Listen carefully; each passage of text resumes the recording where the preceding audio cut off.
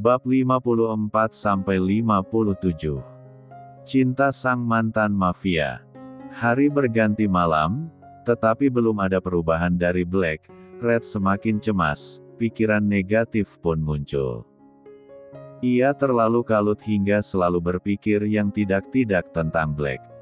Namun, di saat itu juga Nadia dan Arnett menenangkan pikiran dan hati Red. Hingga larut malam, suasana berubah semakin panik, bukannya membaik, kondisi Black malah memburuk dari kritis menjadi koma. Apa yang harus kulakukan? Bagaimana jika terjadi apa-apa dengan Black? Ucap Red dengan isak tangisnya yang tak kunjung reda. Tidak, Red, Black akan baik-baik saja. Kau tahu kan, kalau Black itu lelaki tangguh juga kuat. Percayalah padaku, Black akan baik-baik saja, ia akan secepatnya sadar, Red, ujar Leo. Ya, aku percaya itu, Red. Black juga butuh dukunganmu. Kau tak boleh berpikir yang tidak-tidak, kau harus berpikir positif, tambah Nadia. Red menganggukkan kepalanya sembari duduk di kursi tunggu. Tak lama kemudian dokter keluar dari ruang rawat Black.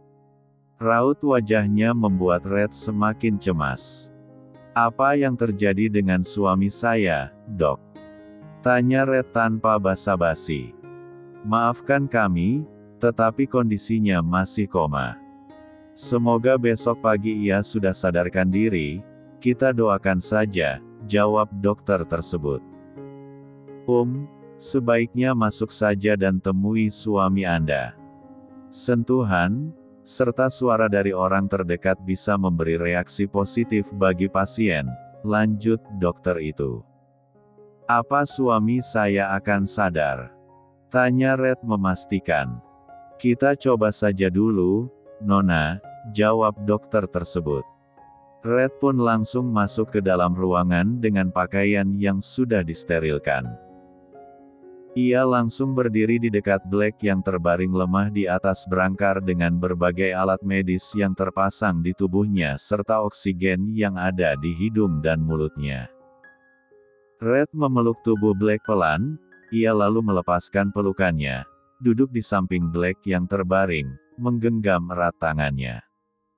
Oh, Black, sadarlah.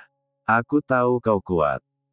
Kau sudah berjanji tak akan meninggalkanku kan, Black? Kau ingat, ada calon bayi kita yang bersemayam dalam perutku. Kau tak lupa juga kan, Black? Kita pernah memimpikannya rumah tangga yang bahagia dengan anak-anak yang lucu. Karena itu bangunlah. Isak Red dengan jeritan tertahan di tenggorokannya. Akhirnya tangis itu pun pecah kembali. Ia menangis sesenggukan dengan menenggelamkan kepalanya di antara tangan Black. Hingga waktunya untuk melihat Black pun usai, ia keluar dari ruangan dengan mata sembab. Mau tak mau, tega gak tega, Red meninggalkan sosok yang tadinya selalu ceria dan perkasa kini terbujur tak berdaya. Red tak mampu membayangkan jika ada hal buruk yang menimpa suaminya itu. Bagaimana? Apakah dia bereaksi? Tanya Leo. Red menggeleng pelan. Mungkin belum, aku belum berhasil, semoga besok atau lusa, ujarnya. Kini semua hanya menunggu bagaimana Black bisa sadar. 3 hari telah berlalu usai Black koma, tetapi belum ada jua perubahan yang Black perlihatkan. Hal itu membuat semakin khawatir semua yang menungguinya. Bahkan, Leo tak pulang ke hotel mereka demi menunggui Black dan membiarkan Nadia dan Red yang pulang ke hotel untuk beristirahat demi sang jabang bayi. Leo duduk di ruang tunggu, ia mulai frustasi. Ia berpikir, ia tak bisa seperti ini terus, Ia harus bisa mencari cara agar Black cepat sadar dan ia harus mencari tahu siapa yang membuat Black terbaring koma seperti ini. Leo lalu menelepon Nadia agar cepat ke rumah sakit menggantikan dirinya. Nadia bahkan rela meninggalkan baby twins bersama para suster mereka. Jarak hotel yang tak terlalu jauh dari rumah sakit membuat Nadia dan Red cepat datang hanya dalam hitungan menit. Nadia yang bingung dengan sikap Leo yang tiba-tiba berubah cukup bingung. "Apa yang akan kau lakukan? Kau mau kemana?" gusar Nadia khawatir. Sebab ia hafal betul ekspresi yang saat ini suaminya tampakkan. "Aku akan mencari tahu siapa yang sudah membuat Black sampai seperti ini." Jelas Leo dengan kedua rahang yang mengeras. "Tapi ini berbahaya untukmu, bagaimana jika itu adalah Kendrick? Orang yang sama di mana telah berniat menjebak Black pada saat itu?" tanya Nadia cemas. "Ya, aku pastikan itu pasti si pria tua bau tanah tak tahu diri. Kau tenang saja, sayang, aku akan menjaga diriku baik-baik. Aku akan membalas dendam Black padanya, bahkan tak ada ampun untuk manusia seperti dia," ucap Leo dengan penuh dendam yang ada di hatinya. "Berjanjilah kembali dengan selamat," pesan Nadia sembari mengecup singkat bibir suaminya ini. "Aku pasti akan kembali untuk kalian bertiga," jawab Leo yang kembali memberi pagutan ke bibir seksi istrinya. Leo pun meninggalkan rumah sakit dan langsung pergi menggunakan mobilnya, melajukannya dan bertemu dengan teman-temannya di salah satu markas miliknya. Ia menelepon satu persatu orang kepercayaannya untuk menemui dirinya. Ia hanya tinggal menunggu di markas dan menunggu semua kelompoknya berkumpul. 1-2 jam, akhirnya semuanya bertemu kembali. Leo berniat ingin membangkitkan kembali klan mafia miliknya, Leon the Kings. Itu semua akan ia lakukan untuk membalaskan dendamnya. Ia tak bisa membalas dendam jika bertindak sendirian, ia perlu teman-teman dari kelompok mafia yang dulu di bawah kekuasaannya. "Blue, kau salah satu orang kepercayaanku setelah Black, saat ini aku perlu bantuanmu untuk membantuku membalas dendam kepada Kendrick. Dia yang telah membuat Black koma seperti ini," ujar Leo dengan membara. Teman-temannya yang lain saling mengangguk. "Aku perlu bantuan kalian juga untuk melakukan hal yang sama. Namun, sebelumnya aku meminta Blue untuk mencari tahu di mana letak markas Kendrick saat ini. Kalian tunggu saja di luar. Kalian yang ahli termasuk kau Blue, gunakan kemampuan kalian untuk melacaknya," perintah Leo. Para lelaki kekar itu menurut tanpa membantah apa yang Leo perintahkan. Mengingat Leo adalah jantung untuk hidup mereka. Jika mereka berani melawan atau macam-macam padanya, maka nyawa mereka akan terancam. Leo bisa melakukan apa saja, apalagi hanya untuk orang kecil di bawah kekuasaannya. Blue dan beberapa temannya berkutat di depan layar komputer masing-masing. Tak sulit bagi mereka menemukan keberadaan Kendrick saat ini. Ding! Suara itu terdengar dari komputer Blue. "Tuan, ini letak lokasi saat ini, di mana Kendrick ada di sana," jelas Blue masih di depan layar. Sedangkan Leo dengan sumringah langsung menghampirinya. "Wah, bagus sekali, bagaimana kau melakukannya secepat itu?" "Ah, itu tak perlu kau jelaskan, yang terpenting adalah aku berhasil menemukan lokasinya saat ini. Kerahkan semuanya, kita berangkat ke lokasi yang dituju." Semua orang yang ada di markas Leon the Kings pun pergi menuju 3 unit mobil yang sudah disiapkan. Black bersama Blue satu mobil bersama, sedangkan yang lainnya ada di 2 mobil lain. Mereka meninggalkan markas dengan Leo yang memimpin di depan. Jaraknya cukup jauh dari markas Leo, tetapi itu tak jadi masalah, ia bisa menggunakan kecepatan penuh. Selain jenius, penguasa, Leo juga sangat mahir dalam berkendara. Ya, sesuai dengan namanya, Leo, ia bisa apa saja dan mahir dalam melakukan apa saja. Apa kau yakin ini markas mereka? Kenapa seperti ini? Tanya Leo mengernyitkan dahi melihat bangunan yang seperti bangunan kosong tak terawat. Ya, Tuan, ini yang saya dapatkan. Sebaiknya kita cek saja dulu, Tuan. Ah, oke, baiklah. Leo dan Blue turun lebih dahulu, disusul oleh yang lainnya. Semua memegang pistol di tangan dan pinggang masing-masing untuk berjaga-jaga. Blue memimpin di depan. Ia sedikit terperangah ketika mulai memasuki bangunan tak terawat itu, isinya tak sesuai seperti apa yang terlihat dari luar. Di dalam ternyata ada pintu dari besi baja dengan beberapa mobil mewah yang berjejer. Leo memberi arahan agar beberapa anak buahnya masuk dan mengecek. Benar saja, ketika pintu terbuka ada Kendrick dan beberapa orang-orangnya sangat terkejut melihat kedatangan Leo serta kelompok mafianya. Bab 55. Suara tembakan dan baku hantam pun terdengar cukup jelas di sana. Kendrick nampaknya kewalahan melawan Leo dan teman-temannya, sedangkan anak buah Kendrick yang lain sudah tumbang tak berdaya. Menyerahlah kau, pria tua. Ini upahmu karena kau telah membuat Black terbaring koma. Sentak Leo. Apa? Menyerah?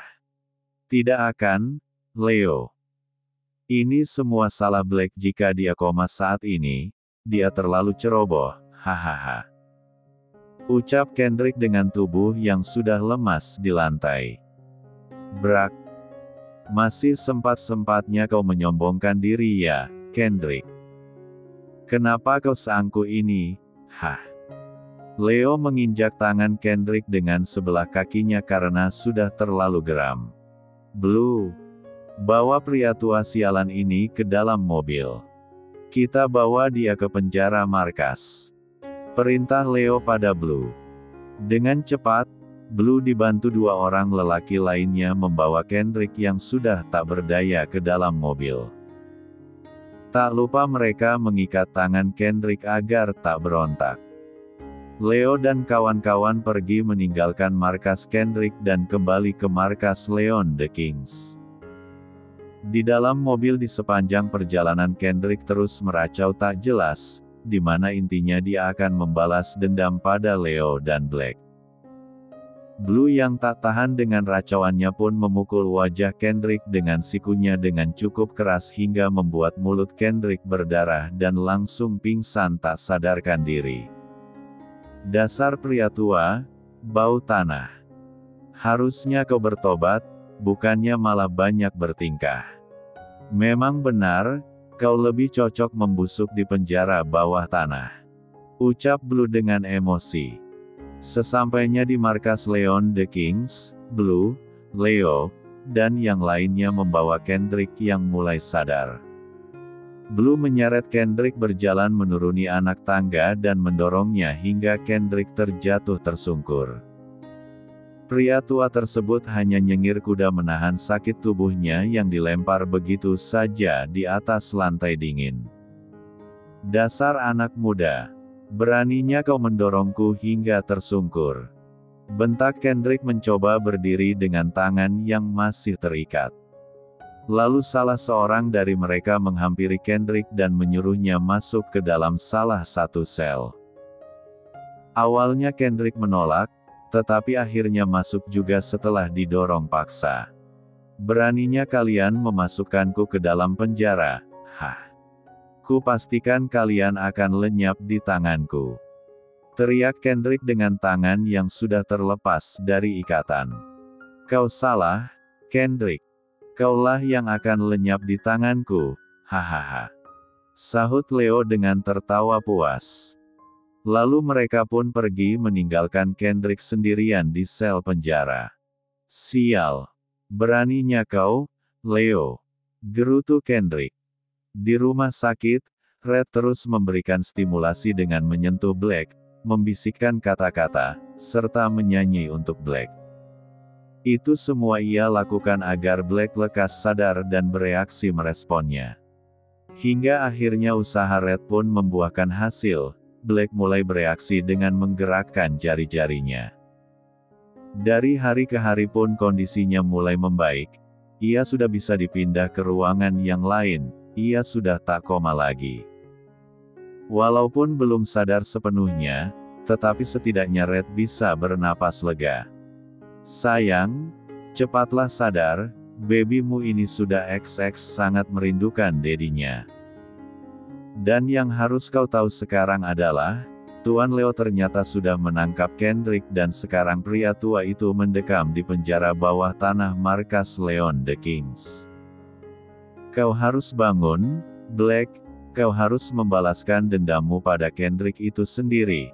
Kau dengar aku, kan, Black? Bisik Red di telinga Black. Red menatap wajah Black untuk beberapa saat. Belum ada reaksi yang Black perlihatkan di sana. Red lalu mengelus-elus lengan Black dengan lembut. Ia memeluknya pelan, dengan kepalanya yang berada di dada Black, wanita itu berucap dengan pelan. Jika kau tak bangun, Black, maka aku yang akan membalaskan dendam pada pamanmu itu. Aku yang akan melenyapkannya dengan tanganku sendiri. Salah siapa? Dia terus mencari masalah dengan kita. Dia terus mengusik hidup kita dan sekarang dia menyakitimu hingga nyaris membuatmu tewas, ujar Red. Dengar baik-baik, Black, kau harus sadar, atau aku yang akan bertindak sendiri. Lanjutnya, ia lalu mengangkat kepalanya ketika ia merasakan sebuah tangan mengusap pelan rambutnya. Bah Black. Bisik Red. Ia hampir terlonjak girang ketika melihat Black mulai membuka matanya dan tangannya mengusap lembut rambutnya. Jangan berani-berani pergi menemuinya, ucap Black pelan. Tatapannya berpendar ke arah wajah sang istri yang ia rindukan selama beberapa hari ini. Black, kau sudah sadar. Kau lihat aku, kan? Ya Tuhan, terima kasih. Kau telah mendengar setiap doaku untuknya, ujarnya kegirangan. Ia lalu memanggil dokter untuk mengecek kondisi Black. Red menunggu beberapa saat ketika dokter dan perawat mengecek kondisi Black. Kondisi pasien saat ini cukup baik, ia sudah sadar sepenuhnya, tetapi saran saya jangan terlalu diberi beban pikiran yang berat ya, Nona. Takut jika kondisinya akan buruk kembali, jelas dokter lalu meninggalkan ruang rawat. Leo dan Nadia yang menunggu di luar pun masuk untuk melihat kondisi Black. Keduanya nampak ikut bahagia melihat Black yang sudah sadar sepenuhnya. Syukurlah, Black, akhirnya kau sadar juga, aku turut bahagia. Kami sudah sangat mengkhawatirkanmu, ucap Leo.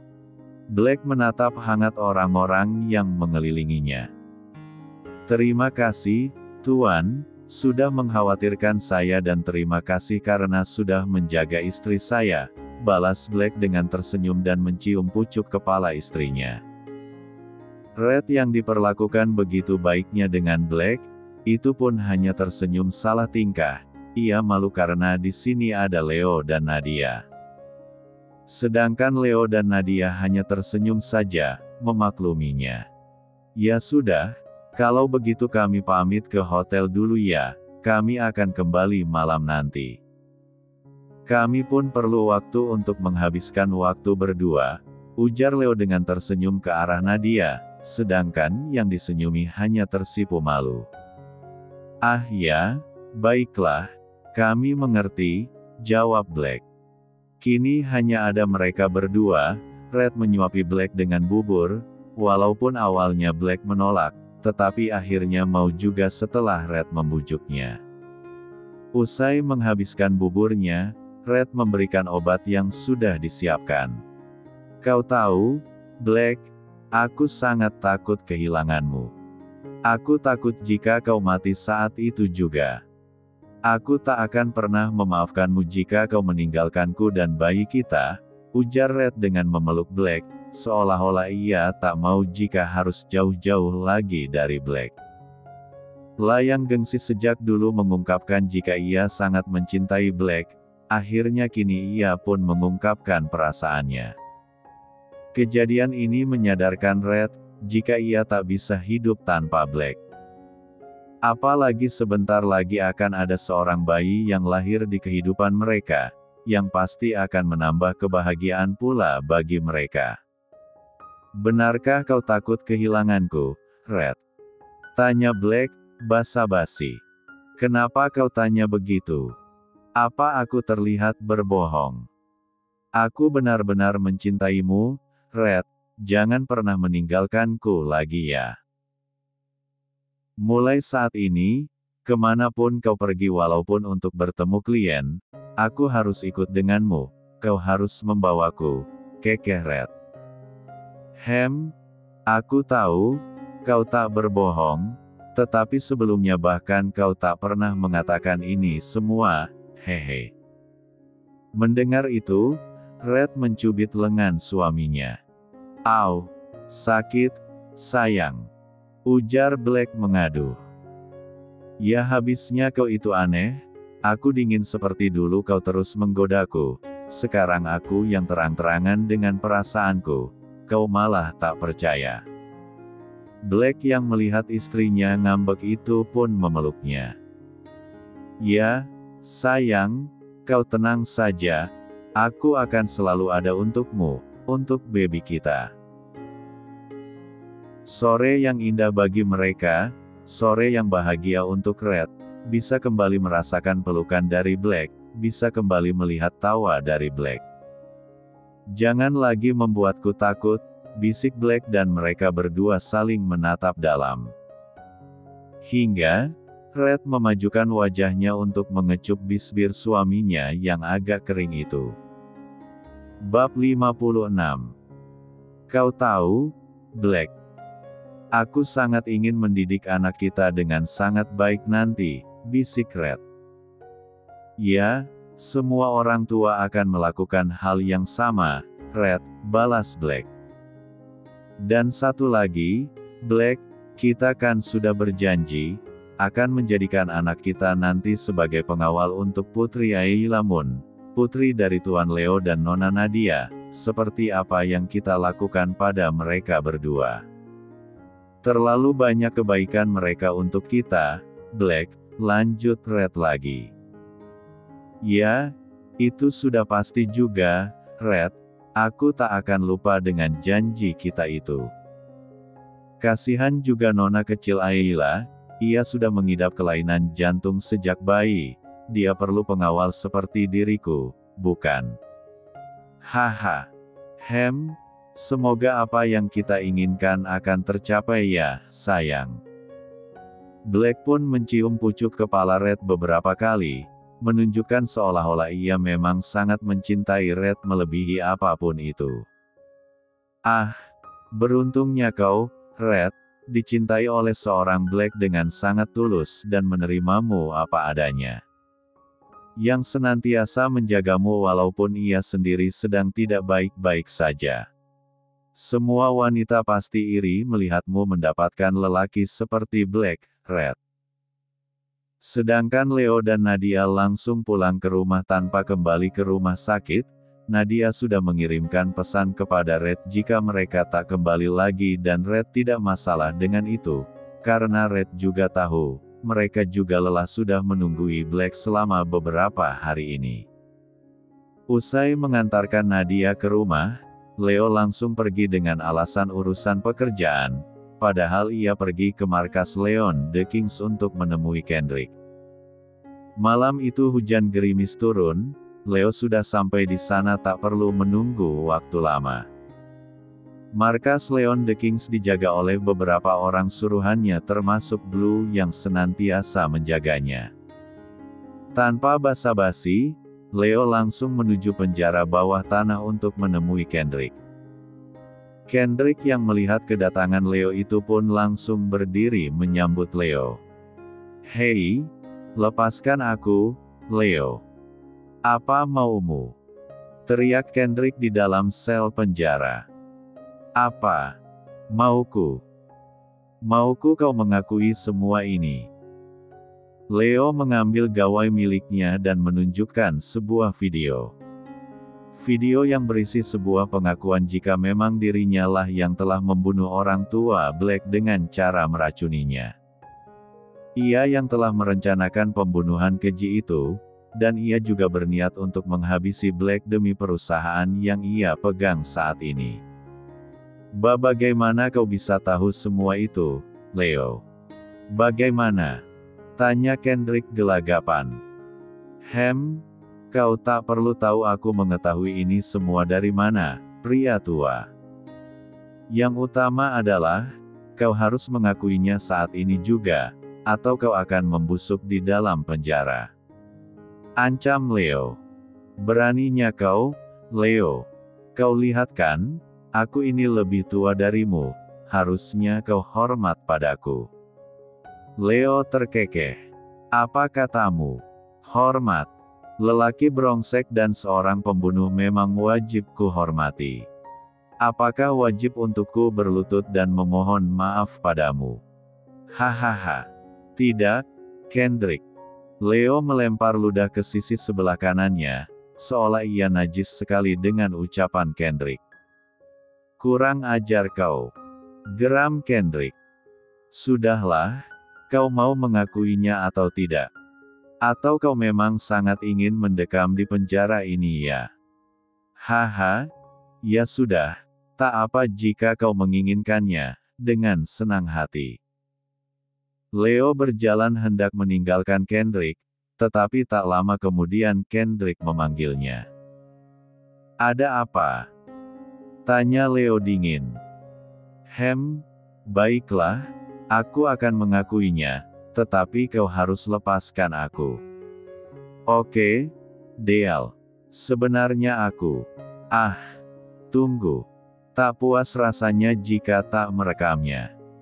Leo mengambil gawainya kembali lalu memanggil Blue agar ajudannya itu mulai merekam pengakuan Kendrick, si dalang utama.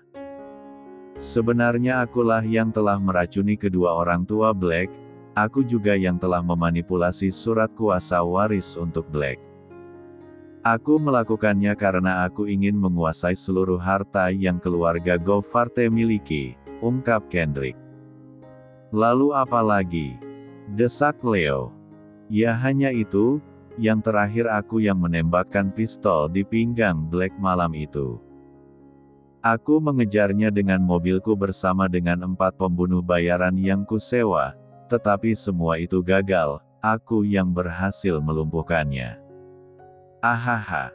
Kukira dia akan mati karena berada di dalam hutan, ternyata Dewi Fortuna berpihak padanya, hahaha." Kendrick tertawa dengan penuh geram di dalam hatinya. Sedangkan Leo bergidik ngeri melihat pria tua itu, bisa-bisanya ia tertawa macam itu.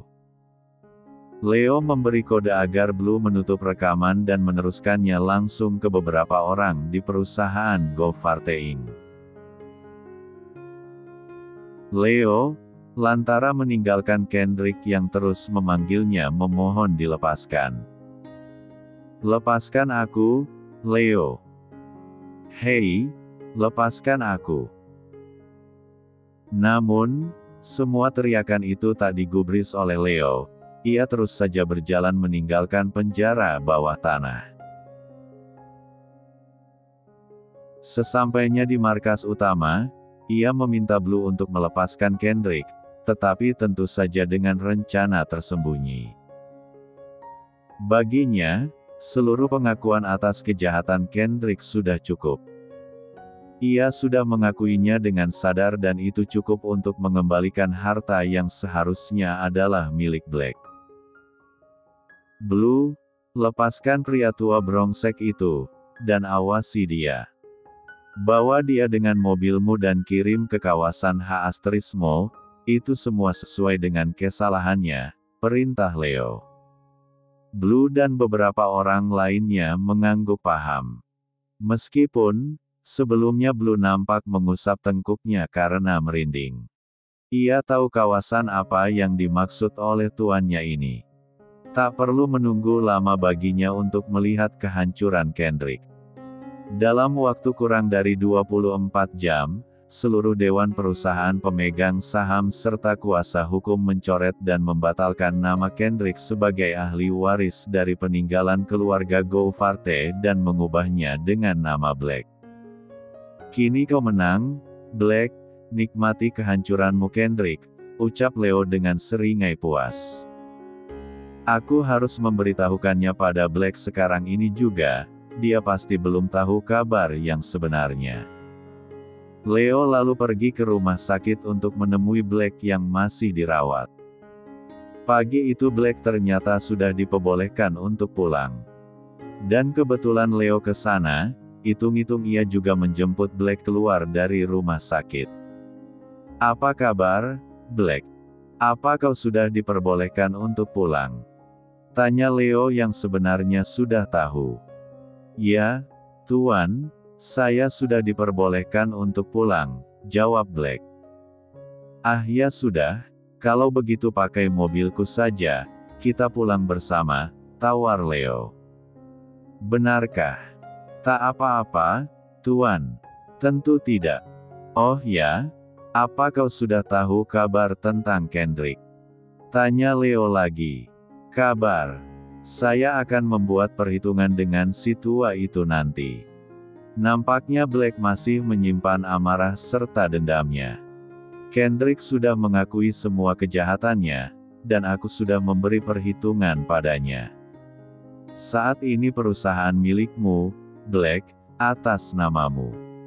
Kuasa hukum dan para dewan perusahaan pemegang saham sudah mengganti namanya dengan namamu.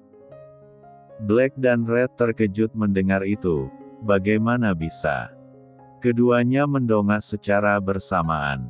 Benarkah, Tuan? Apakah Anda yang melakukannya? Cecar Black dengan kedua bola mata yang mendelik. Jangan melotot padaku. Sembur Leo. Lagi pula aku hanya membantumu untuk mendapatkan apa yang seharusnya memang menjadi milikmu, bukan? Black langsung berlutut begitu saja di depan Leo, sedangkan Leo langsung meminta Black untuk berdiri. Tak usah seperti itu, hitung-hitung ini hanya hal kecil dan aku membantumu karena memang itu hak kuasamu. Sudah, ayo kita pulang. Mereka bertiga pun pergi meninggalkan rumah sakit. Black sangat bahagia karena harapan untuk menjadi pewaris harta keluarga Gouvarte sudah ia buang jauh-jauh, tetapi ternyata Leo malah membantunya untuk mendapatkannya kembali. Ya Tuhan, Engkau Maha Baik, Engkau melindungiku, Engkau mengelilingiku dengan orang-orang baik dan berhati tulus, batin Black. Apa yang Anda lakukan saat ini Tuan? Apa dia sudah mati? Cecar Black penasaran. Belum, mungkin tak lama lagi. Pria itu akan menikmati rasanya digilir cinta, kata Leo dengan senyum smirk di wajahnya. Bab 57. Kendrick yang diturunkan di kawasan H*Mo itu tak terima. Ia keluar diam-diam tanpa sepengetahuan orang lain. Ia berhasil lolos, tetapi ia langsung pergi ke arah perusahaan miliknya yang kini sudah menjadi milik Black. Ia datang ke perusahaan itu ketika malam hari. Entah apa yang akan dia lakukan, tetapi ia membawa beberapa tangki minyak. Habislah kau, Black. Perusahaan ini, jika tidak menjadi milikku, maka ia juga tak akan bisa menjadi milikmu. Ujar Kendrick. Lalu menyiramkan bensin ke sekeliling bangunan, sebelum akhirnya melemparkan sebuah korek api dan bom. Api membakar seluruh bangunan perusahaan. Namun, tiba-tiba ia kebingungan, nampaknya ia melupakan sesuatu. Ia lalu masuk ke dalam perusahaan dengan menerobos api. Entah apa yang akan ia lakukan, tapi ia menaiki anak tangga dan berlari menuju ruang penyimpanan keuangan. Ia membuka brankas yang kata kuncinya belum diganti. Ia mengambil beberapa emas batangan dan segepok dolar. Namun, ketika ia hendak keluar, ternyata ruangan di depannya sudah dilalap api. Kendrick mundur, kini ia terjebak. Sial. Bagaimana caranya agar aku bisa keluar dari sini?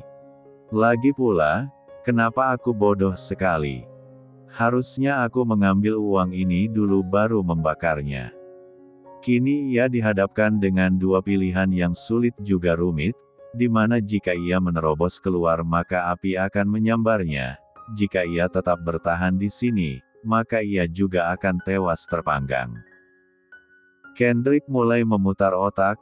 Ia tak mau mati secepat ini setelah ia puas melakukan balas dendamnya, tapi ini nyawanya bagai di ujung tanduk. Kendrick berlari ke arah jendela, di luar sana api pun nampak berkobar merah. Sedangkan sebentar lagi ruangan tempatnya berada akan ikut terbakar juga. Mau tak mau akhirnya Kendrick menerobos api yang ada di depannya, tetapi sial baginya, beberapa kayu patah karena api, dan menimpa kepalanya. Entahlah, nampaknya ia tewas terpanggang di sana. Pagi-pagi sekali Black, Red, Leo, Blue dan beberapa orang datang ke perusahaan milik Black yang sudah menjadi abu tak tersisa. Black menundukkan kepalanya, merasa memang takdir tak memihak padanya untuk memiliki kembali perusahaan tersebut. Tak apa, Black, kau masih memiliki aset lainnya. Kau masih bisa bekerja di perusahaanku, ujar Leo menenangkan. Sedangkan dari jauh tim pemadam kebakaran datang dengan tergesa. Mohon maaf, Tuan, tetapi kami menemukan satu jasad yang terpanggang di dalam bangunan ini tepatnya di lantai 2. Kondisi jasadnya sangat mengenaskan, tetapi tuan-tuan boleh melihatnya untuk memastikan jasad siapa ini, ucap petugas tersebut. Black dan Leo mengernyitkan dahi. Jasad. Maksud Anda ada orang yang tewas dalam kejadian ini? Tanya Black. Ya, benar, Tuan. Ayo, kita lihat saja, ajak Leo. Red, kau tetaplah di sini, karena wanita hamil tidak baik melihat yang buruk-buruk seperti itu. Jadi, sebaiknya kau menunggu saja di sini, ujar Black, yang langsung dibantah oleh Red. Aku berani melihatnya. Jadi, biarkan aku ikut, pinta Red tegas. Black yang hafal sifat istrinya mau tak mau mengiyakan. Percuma menolak Red yang bersikeras dengan keinginannya. Black, Red, Leo, serta Blue mengikuti petugas damkar untuk melihat sosok jasad yang dimaksud. Di dalam sebuah kantong jenazah berwarna oranye salah satu petugas membukakan resleting kantong tersebut. Black, Leo, dan Blue seketika itu juga langsung membulatkan kedua manik mata mereka, karena sama sekali tidak mengenali jasad yang hangus karena luka bakar tersebut. Ya Tuhan, siapa dia? Kenapa bisa sampai seperti ini? Tanya Black. Ia lalu memanggil satpam yang berjaga untuk menanyakan apakah ada seorang karyawan yang lembur malam itu. Namun, jawaban sang satpam tidak tahu. Jika bukan karyawan, lalu siapa? Tanya Leo. Apa mungkin itu Kendrick? Blue angkat bicara, hanya menduga-duga sebenarnya, tetapi langsung mendapat reaksi terkejut dari kedua tuannya.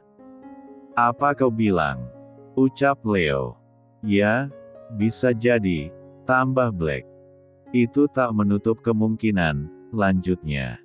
Memangnya kau turunkan di mana dia? Kenapa bisa sampai di sini? Leo mulai emosi, ia tak mau jika namanya disangkut pautkan dengan kematian Kendrick jika memang benar ini adalah Kendrick. Saya bawa dia sesuai apa yang Tuan perintahkan, tetapi saya tak tahu jika sampai begini, saya juga hanya menduga-duga, jawab Blue sembari menunduk.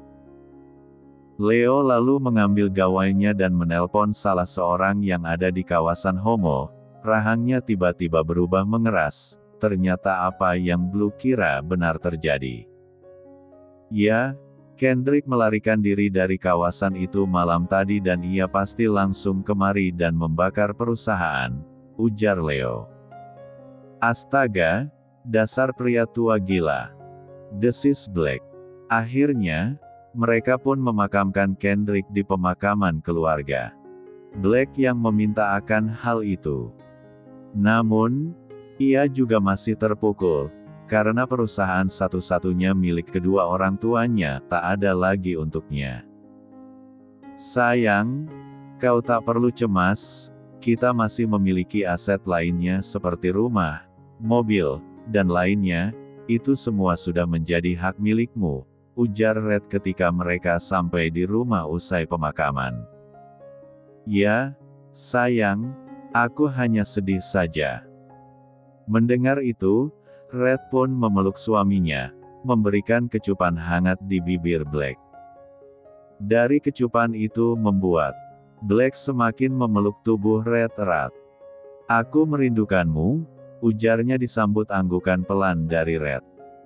Ya sayangku, aku juga sangat merindukanmu.